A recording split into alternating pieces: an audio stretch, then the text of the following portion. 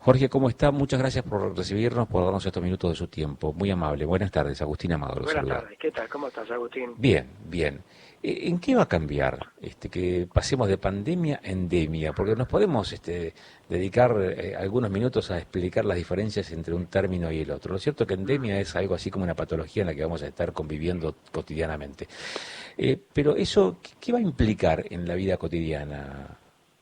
Bueno, digamos, todos los términos son términos que siempre tienen su área gris, ¿no? Entonces, son conceptos relativos, pero básicamente la transición de una pandemia a endemia tiene que ver con una patología con la cual una incidencia menor a la que tenemos nosotros y una evolución predecible en el tiempo, no como en el caso que, por ejemplo, hasta hace 2 meses atrás nadie pensaba que podía surgir una variante nueva, la quinta de preocupación como Omicron, que multiplicó por 5 o por 6 en todo el mundo los peores momentos de la pandemia en cuanto a incidencia, porque era una variante que tenía características de transmisibilidad absolutamente novedosas. Entonces la transición a endemia en el escenario de COVID sería una transición que va a estar determinada por un par de cuestiones. Primero, una baja en el número de infectados, que hoy realmente sigue siendo enorme. Tipo el viernes tuvimos 3 millones de nuevas infecciones en todo el mundo, y más o menos una estacionalidad previsible y un número de fallecimientos e internaciones en terapia intensiva mucho menores, más manejables. En algún sentido es lo que estamos viviendo con otras patologías infecciosas, por ejemplo la causada por el virus influenza, que es gripe. En este escenario vamos a tener una convivencia, siempre con algunas dificultades, pero una convivencia más armoniosa con el virus, y bueno, se van a restablecer las pautas normales que normalmente rigen una sociedad, desaparecerán los aforos, quizás no habrá necesidad de exigir pasaporte necesario, aunque tengamos que seguir teniendo ciertos cuidados y vacunarnos cada tanto tiempo, muy posiblemente sean refuerzos anuales que tengamos que darnos. Hoy por hoy seguimos transitando una pandemia, aunque particularmente en la Argentina los casos, luego de esta tercera ola tan importante, se estabilizaron en algunos lugares como la provincia de Córdoba, que es donde picó primero esta nueva ola por Omicron. Ya hay señales de descenso en un 20 o un 30% en cuanto a los casos diarios, cosa que es una buena señal. Ujú. Jorge, la evolución de este tipo de virus, ¿no puede inferir que cada variante que va apareciendo, como la Delta, como la Omicron u otras que han despertado cierta alerta, son una forma de evolución? Esa evolución hace que uno podría también inferir que como que va involucionando, porque se va haciendo cada vez menos potente el virus, o se van desarrollando otras estrategias para combatirlo. ¿Esto va a permanecer largamente en el tiempo? ¿Esa evolución o involución va a ser progresiva hasta el punto tal de ir haciéndolo desaparecer? ¿Qué se puede proyectar a futuro, Jorge? Muy difícil primero pensar en que desaparezca. Muy difícil. Vos fíjate que la única enfermedad infecto-contagiosa erradicada de la faz de la Tierra es la viruela. Tratamos en su momento con la polio y bajó mucho la incidencia de la mano de las vacunas, pero no logramos erradicarla, y tampoco tuberculosis. Es decir, hasta ahora tenemos en nuestro haber una sola erradicación, que es la de la viruela. Vamos a tener que aprender a convivir con SARS-CoV-2, que nos va a seguir acompañando. Y en cuanto a la evolución, bueno, en términos históricos, pero quizás sea en términos de una década, incluso más, en general los virus tienden a hacerse un poco más amigables, porque, por ejemplo, en el extremo de los casos, si mataran a su huésped, que en este caso somos nosotros, realmente no pudieran replicarse. Y la evolución de los virus en ese sentido es más amigable. Pero, dicho esto, a veces eso se expresa en muchos años y no en 2 años de pandemia. Vos fíjate que Omicron es la quinta variante de preocupación que surge. Y Omicron tiene una tendencia a la letalidad menor que la anterior, que fue Delta. Pero Delta inducía cuadros de mayor gravedad que las 3 anteriores, que eran la variante Alfa, Manaos y la Beta. Es decir, que en términos históricos sí tiende a hacerse un poquito más amigable, pero por ahí no en 2 años. ¿Qué quiere decir esto? Bueno, que no es obligatoria esta evolución en el corto plazo. y tenemos que estar atentos a ver si el día de mañana, en los próximos meses, Omicron se revela como la última variante de preocupación surgida o si surge otra variante de preocupación. Para evitar que surja esto, nuevas variantes de preocupación, el comportamiento más adecuado de lo que necesitamos es que todo el mundo tenga acceso a las vacunas. Vos fíjate que Omicron surge en Sudáfrica, que es un continente que prácticamente no tiene acceso a las vacunas, 12% de la población vacunada. Entonces el acceso a la equitativo de las vacunas se transforma en una herramienta esencial en este sentido y seguimos con esa asignatura pendiente. Una pregunta, yo imagino que la respuesta tiene que ser un tanto compleja tal vez, o la situación que genera hacer esta pregunta es un tanto compleja, pero la generación espontánea sirve para los mitos, para la religión, no para la ciencia. ¿Qué avances se pueden esperar en cuanto a la determinación respecto del surgimiento de COVID-19 para conocer con precisión, con detalle, por qué aparece esta pandemia en el mundo? Bueno, sí, no es por generación espontánea, en absoluto. Esto es porque es un virus, uno de los centenares de coronavirus diferentes que han tomado su hábitat en el murciélago y se replican en el murciélago sin causarle gran daño. Ese virus en algún momento salta a una especie de intermediaria, en este caso parece que fue el pangolín, que es un mamífero pequeño, y hasta ese momento no tiene capacidad de infectar al humano. En este huésped intermediario sufre una serie de cambios y se vuelve infectivo para el humano. Esa es la evolución. Y una vez que entra en el humano, sufre cada tanto modificaciones, y esas modificaciones la mayor parte de las veces son absolutamente irrelevantes, pero a veces se combinan un conjunto de mutaciones que le dan una ventaja frente a sus antecesores. En el caso de Omicron, la ventaja básicamente es que es mucho más transmisible, muchísimo más transmisible que las 4 variantes distintas, y está dado por 30 mutaciones, 30 cambios en un dominio crítico de la proteína S spike. Entonces, ¿será esta la última variante de preocupación? Esperemos que sí, pero al respecto no tenemos certeza.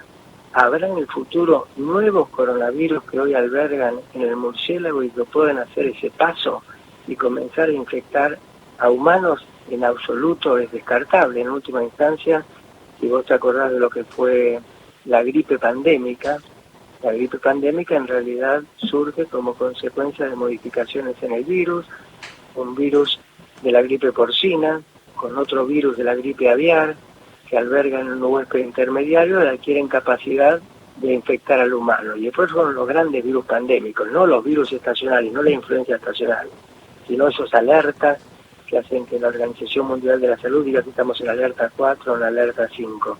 Vamos a seguir teniendo nuevas pandemias, no podemos predecir con precisión cuánto.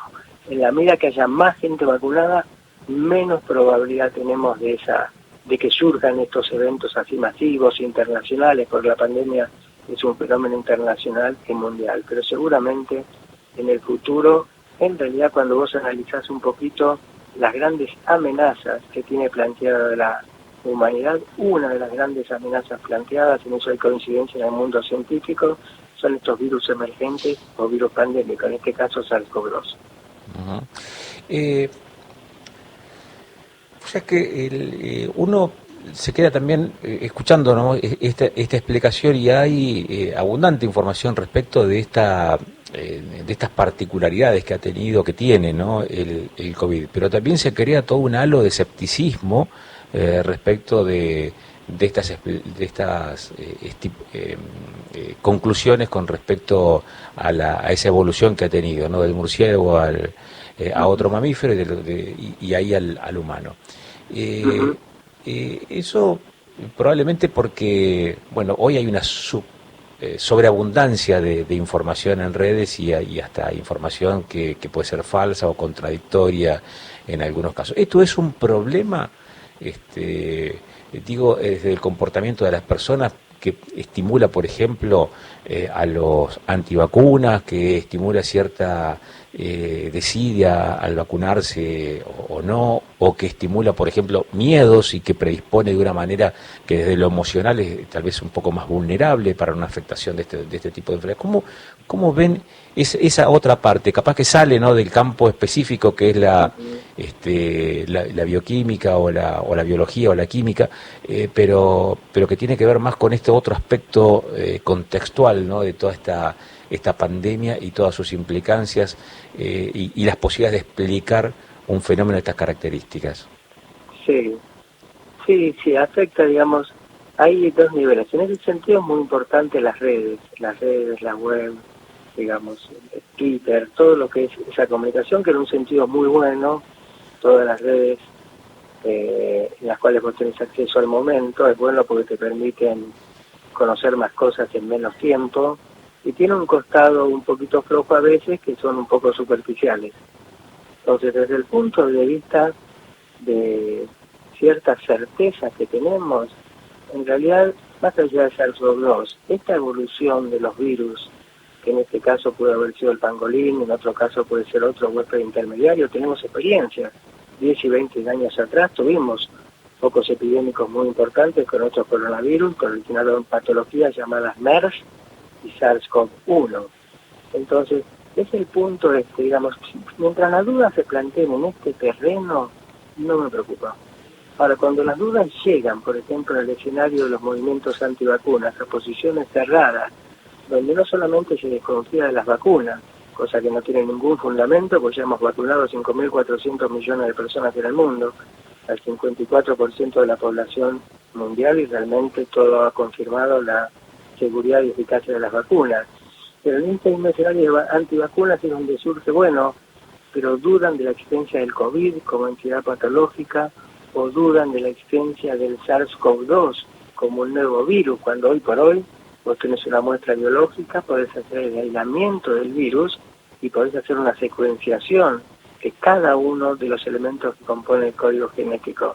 Bueno, eso entorpece el diálogo y justifica actitudes como las que uno ve en los que son básicamente los que integran. Afortunadamente nosotros en la Argentina tenemos poco de eso, muy poco de movimiento antivacunas, pero otros países como Estados Unidos no logran perforar el 65% de cobertura. Y la duda de las vacunas, muchas veces, no en todos los casos, se asocia también a dudas, realmente este es un virus o no es un invento porque quieren dominarnos, qué sé yo, una serie de argumentos falaces, pero que bueno, circulan libremente y alguna gente genuinamente puede acceder a eso y puede tomarlo como propio, aunque científicamente no tenga ningún fundamento. Claro. Jorge, ¿la vacuna debe seguir siendo voluntaria? Bueno, hay un debate en eso. Vos fíjate que, por ejemplo, hoy por hoy el gobierno nacional no está impulsando la vacunación obligatoria, tampoco el gobierno de la ciudad de Buenos Aires, y el gobierno de provincia de Buenos Aires sí estarían a favor en eso. Todos, ambos actores, los tres actores, están absolutamente de acuerdo en avanzar con la vacunación. Pasa que algunos plantean que ya hemos alcanzado prácticamente un 90% de cobertura, parte con primera dosis solamente, entonces no hay un movimiento antivacuna y sería muy presivo, y hay otros que dicen que bueno, la evidencia es contundente en ese sentido y entonces podríamos incorporar el calendario obligatorio. Yo opino que por lo menos para los adultos la evidencia es tal que tendríamos que incorporarla al calendario obligatorio. De hecho en Italia es obligatoria para mayores de 50, en Alemania se está discutiendo, en Austria ya es obligatoria y se va a tener que incorporar. Algunos piden más tiempo, otros pensamos que ya está, pero bueno, el problema es más allá de la vacunación obligatoria, no, es absolutamente recomendable porque todos los esquemas completos de vacunación te protegen hasta en 20 veces de padecer una infección severa. Uh-huh. Todo lo que fue la estrategia de elaboración de vacunas parece haber entrado en una suerte de meseta. Hoy no se visualiza, por lo menos desde el escritorio acá como periodista, no se observa esa competencia entre laboratorios. ¿Existe todavía una competencia para poder atacar desde la farmacología esta pandemia? ¿Y en qué sentido se está dando esa competencia? Bueno, están surgiendo nuevas vacunas y nosotros estamos acostumbrados son vacunas nuevas, pero bueno, tenés Moderna y Pfizer, vacunas a RNA mensajero, tenés CanSino, Oxford AstraZeneca, Sputnik como vacunas a adenovirus, tenés Sinopharm y Sinovac como vacunas a virus inactivados, y ahora empezaron a surgir otras vacunas que son vacunas a subunidades proteicas, que es una cuarta estrategia diferente de elaboración de vacunas. Es menos pública la competencia, básicamente porque se ha incrementado la oferta de vacunas bastante.